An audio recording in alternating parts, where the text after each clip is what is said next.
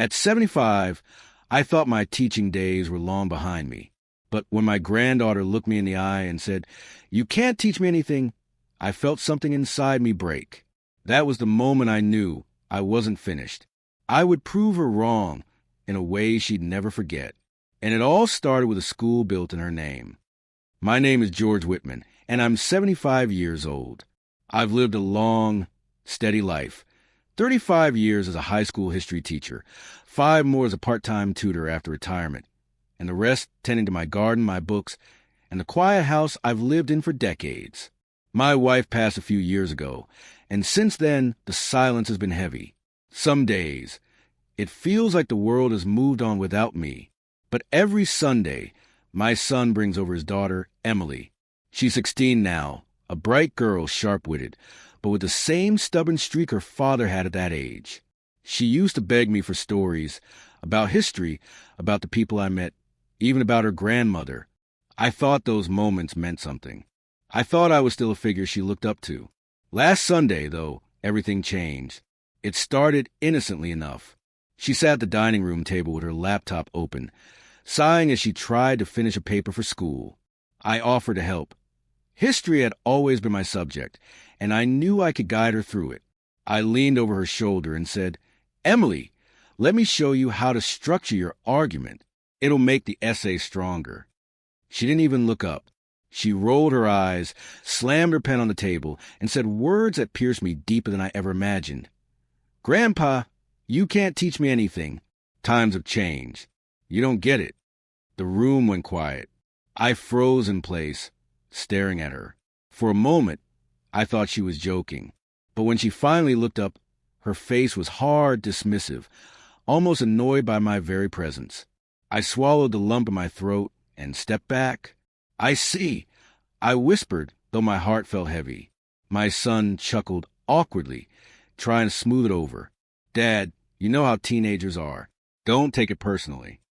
But I did. How could I not? Teaching wasn't just a job I had done. It was who I was. It was my identity, my life's work. And now, my own granddaughter, my flesh and blood, had dismissed me as irrelevant.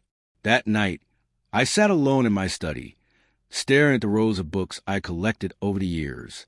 My wife's picture sat on the desk, her smile frozen in time. I whispered to her, "She thinks I can't teach her anything. Can you believe that?"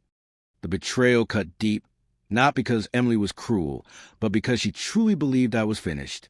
In her eyes, I was an old man with nothing left to give. But the more I thought about it, the more something stirred inside me, a fire I hadn't felt in years. If she thought I couldn't teach her, then I would prove her wrong, not with lectures or advice she could ignore, but with something undeniable. That was when the idea began to take shape. What if I built something bigger than myself?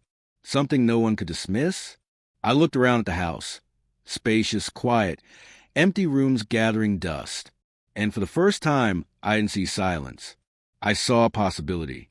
That night, I made a promise to myself. Emily may think I can't teach her anything, but by the time I'm finished, she and the whole town will know the truth. I wasn't done teaching. Not yet. The days after Emily's words weighed on me like a stone.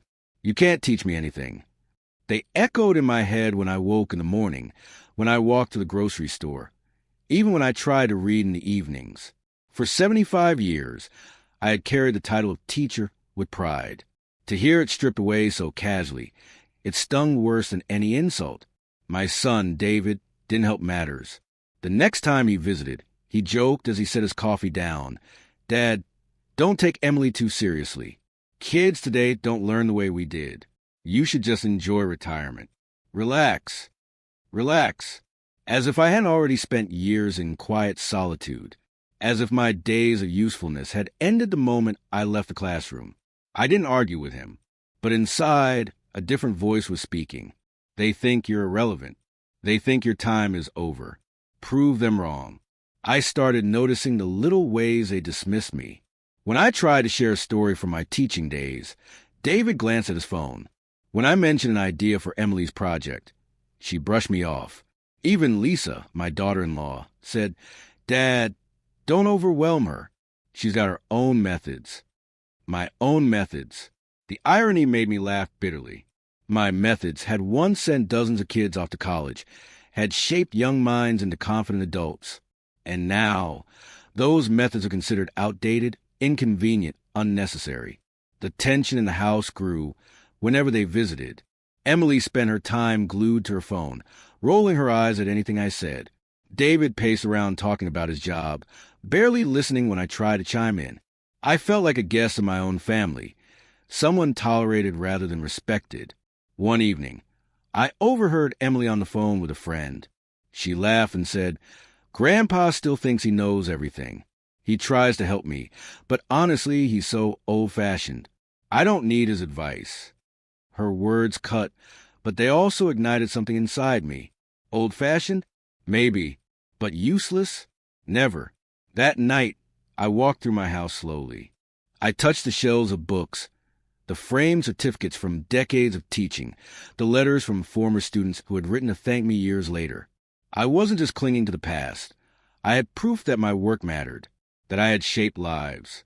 And if my own granddaughter couldn't see it, then I needed to find another way to show her. I began writing notes in a small leather-bound journal, jotting down ideas. The house was quiet, but my mind was loud with possibilities.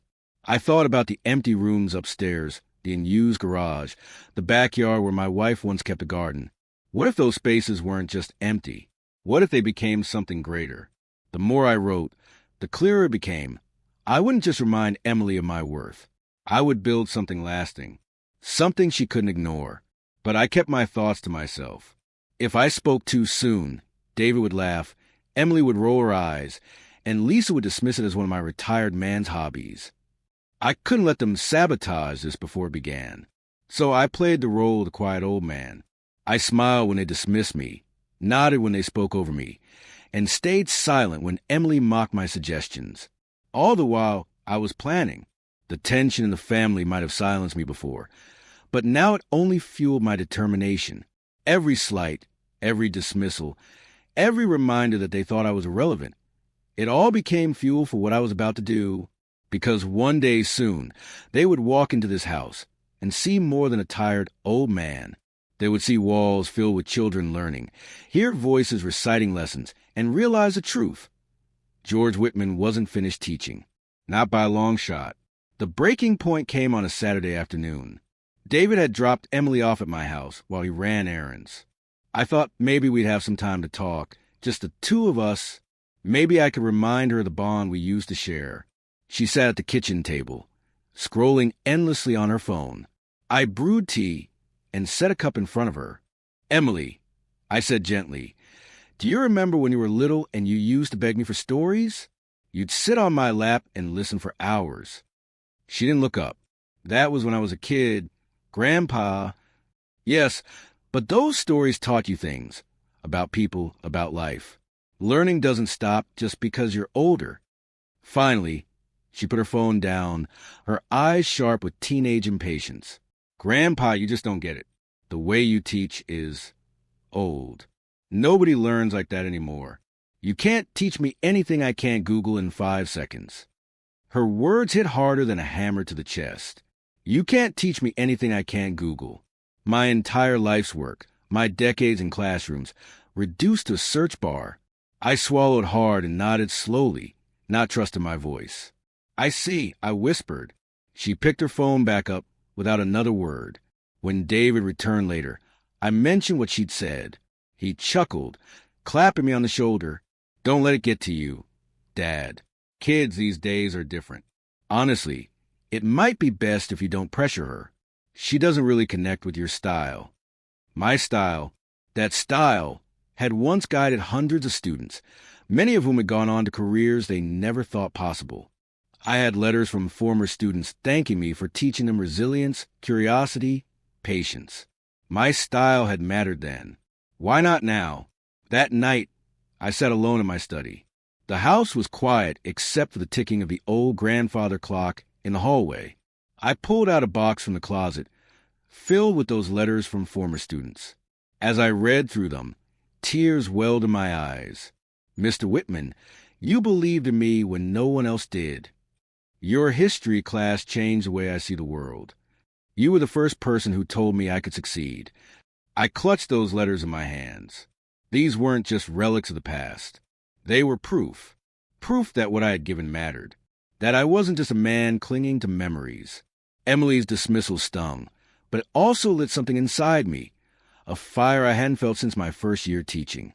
If she thought my knowledge was outdated, if David thought I should relax and fade quietly, then they were both in for a surprise. I stood up, walked into the hallway, and looked around my house. The dining room, the spare bedrooms, the garage, empty spaces waiting for purpose. I didn't see silence anymore. I saw possibility. The idea that had been whispering in the back of my mind roared to life. I would build a school, not a grand institution with brick walls and uniforms, but something smaller, more personal. A place where children could come to learn things beyond screens and shortcuts. A place filled with stories, hands-on lessons, and wisdom earned from a lifetime. And it wouldn't just be for Emily. It would be for every child who still believed in learning. The decision was final. I grabbed my old notebook from the desk, the one I used to sketch lesson plans, and wrote across the first page. I felt my heart steady for the first time in weeks. They thought I was done. They thought I had nothing left to give. But they were wrong. This wasn't just about proving Emily wrong anymore. This was about proving to myself and to everyone that George Whitman was still a teacher. And no amount of eye rolls, dismissive chuckles, or cruel words would stop me.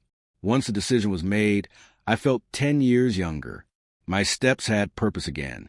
But I knew one thing. If I wanted to succeed, I couldn't announce my plans right away. If David or Emily caught wind of it too soon, they'd laugh, roll their eyes, maybe even try to stop me. No, this had to be built quietly, piece by piece, until it was undeniable. The first thing I did was dust off my old Rolodex. It had been sitting in the bottom drawer of my desk, untouched for years. Inside were numbers of colleagues, parents of former students, even a few local librarians and community leaders. Many of them had long since retired, like me, but I knew they still cared about education. I started with Helen Carter, an old colleague from my teaching days. She had been a science teacher, sharp and no-nonsense. I called her one afternoon, half expecting her to have moved away. Instead, she answered with a cheerful, "George Whitman? I thought you'd forgotten about me." I chuckled. "Not a chance, Helen. Listen, I have an idea. A school. Small, personal, right here in my home. A place where kids can learn the things that matter. What do you think?" There was a pause, then a laugh. "At 75, you want to start a school? You're crazy." "Maybe," I said, "but will you help?" Another pause. Then, softer, "You know what? I think I will." That call gave me confidence. I made more. Some people politely declined, but others lit up with excitement. A retired librarian offered to donate books. A carpenter who once took my class volunteered to help convert the garage into a workshop. Slowly, I realized I wasn't alone. There were still people who believed in me. Next, I turned to the house itself. Every room I walked through, I imagined filled with children. The dining room became a study hall in my mind. The spare bedroom upstairs transformed into a reading nook. The garage a place for building projects. Even Margaret's old garden, overgrown now, could be revived as a place for hands-on science lessons. I spent hours scribbling in my notebook. Lesson plans, schedules, lists of supplies. My handwriting was shaky, but my ideas were steady. History through storytelling. Practical math with real tools. Gardening and responsibility. This wasn't just about textbooks. It was about life. Of course, I had to be careful around David and Emily. When they visited, I kept my notebook hidden under the cushion of my chair. If they asked what I'd been doing, I just smiled and said, "Keeping busy." They didn't suspect a thing. But I couldn't ignore the financial side. Starting a school, even a small one, required resources. I wasn't wealthy, but I had savings. And more importantly, I had the house. I met with an old friend, Mark Reynolds, a retired lawyer. Over coffee at the diner, I told him my plan. He adjusted his glasses and said, "George, if you put this property under a trust of school, your family won't be able to sell out from under you. It'll be untouchable." Those words filled me with relief. I had worried that David, in his practicality, might try to push me into selling one day. A trust would protect the house and the school for good. That night, as I walked back into my quiet home, I felt something shift. For months, this place had felt empty, suffocating. Now it was buzzing with possibility. I could almost hear the laughter of children echoing in the halls, the scrape of chairs on the floor, the murmur of voices eager to learn. The Whitman School was still just a dream on paper, but it was beginning to take shape. Every conversation, every plan, every secret step moved me closer. Emily's words still rang in my ears. "You can't teach me anything." Soon, she'd see, not only could I still teach, I could build something she'd never forget. Once the trust paperwork was in motion, there was no turning back. The Whitman School was no longer just a dream in my notebook. It was a future I could almost touch. Now it was time to bring that future into reality. I began with the house. For weeks, it felt like an empty shell, but now I walked through it with fresh eyes. The dining room table, once bare and silent, I polished until it gleamed. I cleared the shelves of knickknacks and filled them with books donated by the retired librarian, Mrs. Hensley. I labeled a corner history, another science, and stacked novels where sunlight streamed through the window. The garage was my biggest project. With the help of Sam Miller, the former student-turned-carpenter, I hauled out decades of clutter, old tools, rusted paint cans, boxes of things I hadn't touched in years. Sam grinned as he measured the walls. "We'll turn this into a proper workshop, Mr. Whitman. Kids can build, sand, hammer, learn with their hands." Hearing him call me Mr. Whitman again filled me with pride. It reminded me that I was still a teacher, still someone who could shape futures. Money was tight, but the community surprised me. Word had started to spread. Quietly at first, whispered from one parent to another. George Whitman starting a school. Some thought it was a joke. Others were curious. But a few came forward to help. A neighbor dropped off a box of notebooks and pencils. A local business owner donated chairs. The church offered folding tables for as long as I needed them. I worked in silence when David and Emily weren't around. By day, I played the quiet retiree, sipping tea and nodding at their chatter. By night, I hammered nails, sorted supplies, and scribbled lesson plans until my eyes grew heavy. One Saturday, I hosted the first unofficial class. Just a handful of kids, neighbors' children, curious and fidgety, sat at the dining room table while I told them the story of the Wright brothers. I didn't lecture. I showed them old photos, explained how failure taught the brothers more than success, and then led them outside to fold paper airplanes. Their laughter rang across the yard as they raced to see who flew farthest. When their parents came to pick them up, the kids chattered nonstop about Mr. Whitman's school. I caught one mother's eye. She smiled and whispered, "This is what they need." That night, I sat alone in my study, tears in my eyes. The emptiness that had haunted me for so long was gone. In its place was purpose. Of course, Emily didn't know yet. She still rolled her eyes when I tried to talk to her, still dismissed me as old-fashioned. David still thought I was just filling my days with hobbies. That was fine. Let them think that. Because soon, it wouldn't be a secret anymore. I met with Helen Carter and Mrs. Hensley to plan an official opening. We decided on a small gathering at the house. Parents, children, neighbors. Nothing grand, just enough to show the community what we were building. I ordered a simple banner, "The Whitman School, opening soon." When it arrived, I stood in the yard holding it, my hands trembling. My wife's photo still sat on the mantel inside, smiling at me as if she were proud. I whispered, "We're doing it, Margaret. We're really doing it." By the end of that week, the house no longer felt like just mine. It felt alive again. Books lined the shelves, tools filled the workshop, and the first whispers of excitement buzzed through the neighborhood. Emily's words still echoed. "You can't teach me anything." But soon, she would walk through those doors, see the school named after our family, and know just how wrong she'd been. The day of the announcement came faster than I expected. Parents arrived with their children, neighbors gathered in my front yard, and the banner stretched proudly across the porch. The Whitman School, opening soon. I stood at the steps with Helen Carter and Mrs. Hensley by my side, welcoming each family, shaking hands, answering questions. Laughter and chatter filled the air.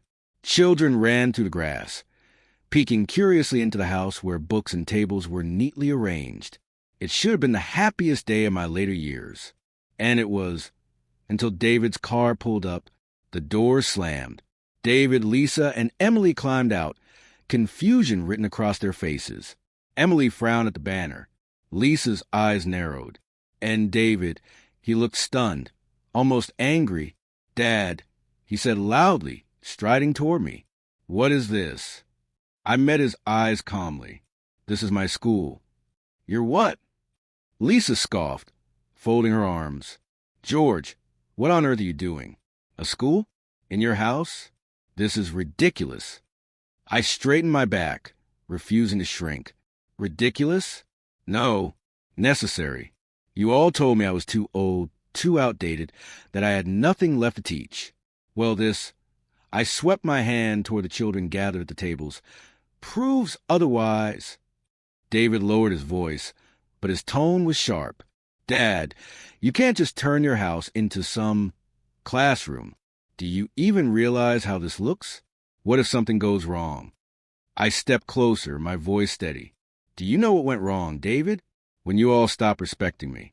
When my own granddaughter told me I couldn't teach her anything.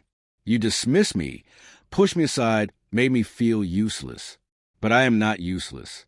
And I won't let anyone, not even my family, erase who I am." Emily shifted uncomfortably. Her cheeks flushed. "Grandpa, I didn't mean—" "Yes, you did." I interrupted gently, and it hurt. But instead of breaking me, it lit a fire. "Look around you, Emily. Do you see these kids smiling? Do you hear them asking questions? That's what teaching is. And no phone, no search engine, no dismissal from you can take that away from me." Lisa sneered, her voice rising. "George, this is embarrassing. You're making a spectacle of yourself. People will laugh at you." Helen Carter stepped forward before I could answer. "No, Lisa, people will respect him. Because while others complain about the world, George is doing something about it. These children need him, and he's giving them more than any textbook ever could." The parents around us nodded, murmuring their agreement. Some clapped softly.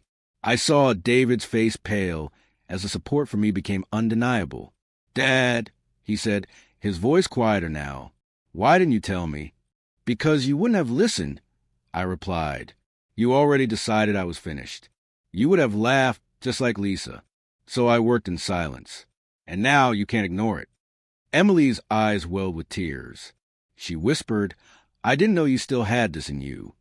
I softened, my anger giving way to something else. "Emily, I never lost it. You just stopped seeing it. But I will always have something to teach, not just to you, but to anyone willing to learn." The crowd clapped louder now. Parents smiling, children tugging at their sleeves, eager to explore. Lisa turned on her heel and stalked back to the car, muttering about nonsense. David lingered, torn between pride and shame. And Emily stayed by my side, her hand brushing mine, as if finally understanding. I looked out at the gathering, my chest swelling with pride. This was my victory. My revenge wasn't cruel words or angry outbursts. It was this moment, a community standing with me, proof that I still mattered. They had tried to silence me. But on that day, the Whitman School spoke louder than they ever could. The days after the confrontation felt like a new chapter in my life. The Whitman School, once just an idea scribbled in a notebook, was alive. Parents brought their children 3 times a week, and soon the house that had been silent for so long was filled with laughter, curiosity, and the buzz of learning. The dining room became our main classroom. Sunlight poured across the table as children read aloud, worked on math problems, or listened to stories from history that I told with the same passion I'd had decades ago. The garage was transformed into a workshop. Hammers clinking, sawdust on the floor. The smell would fill in the air as kids learned to build birdhouses and simple furniture. In the backyard, Margaret's old garden bloomed again, now tended by small hands planting tomatoes and sunflowers. Each lesson I gave wasn't just for the children. It was for me, too. Every eager question reminded me that I still had value, that I wasn't a man fading into irrelevance, but someone still capable of shaping lives. David kept his distance at first. He was embarrassed by the scene at the announcement, unsure of where he stood. But slowly, I noticed him hanging around longer when he dropped Emily off. He would lean against the doorframe, listening as I guided the children, his expression softening. One evening, after the kids had gone home, he finally spoke. "Dad," he said quietly, "I owe you an apology. I thought you were chasing a dream that didn't make sense. But you've built something incredible. I should have believed in you." I studied him for a long moment before answering. "I didn't need you to believe in me, David. I needed you not to tear me down. But I'm glad you see it now." He nodded, eyes downcast, but I could see the sincerity in his face. As for Lisa, she never came back. Perhaps her pride couldn't handle it. That was fine with me. Not everyone was meant to walk through these doors. The greatest change, though, was Emily. At first, she hovered awkwardly, too embarrassed to admit she wanted to be involved. But one day, after watching me help a boy with his essay, she whispered, "Grandpa, can you help me with mine?" I looked at her, my heart tightening. "I thought I couldn't teach you anything." Her cheeks flushed. I was wrong. From then on, she became my shadow. She helped younger kids read, organize supplies, and even suggested ideas for lessons. I saw the spark in her eyes when she realized teaching wasn't about knowing everything. It was about sharing, guiding, and caring. Slowly, she came to see me not as a relic, but as the teacher I had always been. The school became more than a project.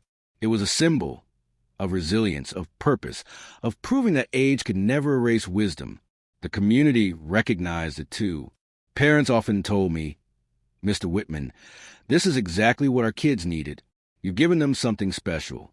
One afternoon, a reporter from the local paper came by. She asked why I had started the school at 75. I smiled and said, "Because someone told me I couldn't teach anymore. And I had to prove, to her, to myself, and to everyone, that you're never too old to share what you know."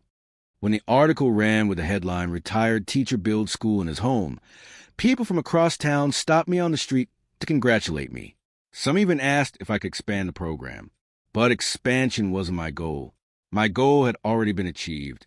I sat on the porch one evening as the sun set, listening to the fading laughter of children leaving with their parents.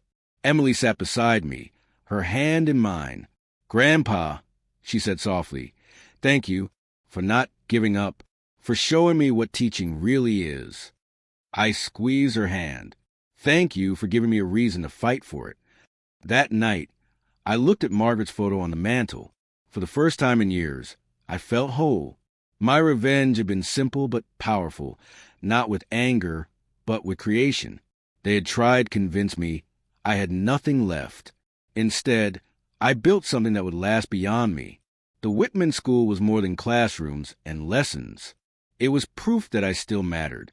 Proof that the words, "You can't teach me anything," had been wrong from the start. And as I drifted off to sleep, I smiled, knowing one truth that could never again be denied. I had taught them all.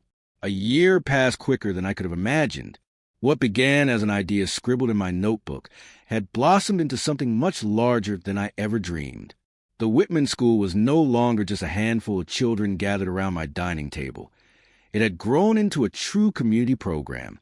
Every week, more parents called, asking if their children could join.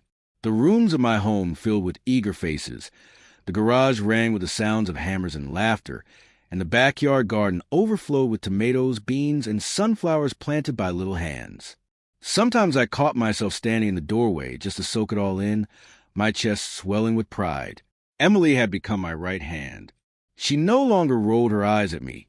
Instead, she carried her own notebook, jotting down ideas for lessons, helping younger kids with their reading, and even leading activities when I grew tired.